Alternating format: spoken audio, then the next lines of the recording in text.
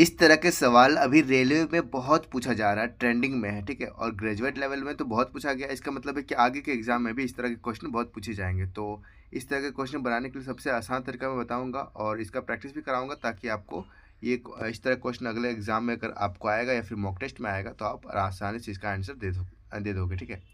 तो इसका पहले एक फॉर्मूला होता है, वो फॉर्मूला समझो। यहाँ पर होता है 4a, एक सेकेंड, यहाँ होता है 4ac माइनस बी स्क्वायर बट्टे में 4a, ठीक है। इस फॉर्मूले को अच्छे से तरह याद कर लो, क्योंकि ये फॉर्मूला बहुत काम आएगा और सारे इस तरह के क्वेश्चन इसी पर बेस्ड रहते हैं, ठीक है। अब इसमें एक चीज़ समझो, इसमें यहाँ पर बोला गया न्यूनतम मान, ठीक है। कभी यहाँ बोला जाएगा अधिकतम मान निकालने के लिए, तो अधिकतम मान क्या निकलेगा, न्यूनतम मान कब निकलेगा, या फिर यहाँ पूछ देगा, अगर ये नहीं भी देगा तो पूछ देगा कि इसका अधिकतम मान निकलेगा इस इक्वेशन का या न्यूनतम मान निकलेगा, ये मुझे बताओ। या इस तरह भी क्वेश्चन आ सकता है। तो देखो इसका कंसेप्ट समझ लो कि कोई क्या कंसेप्ट है। अगर यहाँ पर ए का वैल्यू, यहाँ पर जो ए है, यहाँ पर ए है, ठीक है। ए का जो वैल्यू अगर यहाँ पर प्लस में रहता है, तो प्लस में रहता है, इसका मतलब इसका जो निकलेगा नेगेटिव निकलेगा, मतलब इसका मिनिमम वैल्यू निकलेगा, ठीक है। और अगर इसका ए का वैल्यू अगर नेगेटिव रहता है तो इसका मैक्सिमम वैल्यू निकलेगा, ठीक है। ए का वैल्यू पॉजिटिव पॉजिटिव इसका मतलब है कि जीरो से बड़ा, और ए का अगर नेगेटिव यानी कि जीरो से छोटा, तो उसका मैक्सिमम वैल्यू निकलेगा, ठीक है। ये चीज़ समझ में आ गया।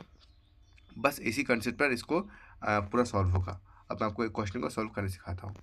4 इंटू, यहाँ पर ए का वैल्यू क्या है, ए का वैल्यू यहाँ पर 7 है, ठीक है। 7 गुना, यहाँ पर सी का वैल्यू क्या है, तो सी का वैल्यू 22 है, तो 22 माइनस में बी का वैल्यू क्या है, तो बी का वैल्यू यहाँ पर 7 है और बी का वैल्यू है।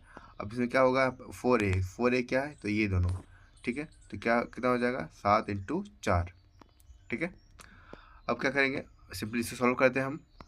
616 और ये कितना हो जाएगा 49, ठीक है। बट्टे में क्या आ जाएगा, यहाँ पर 28, ये 567 आएगा, ठीक है।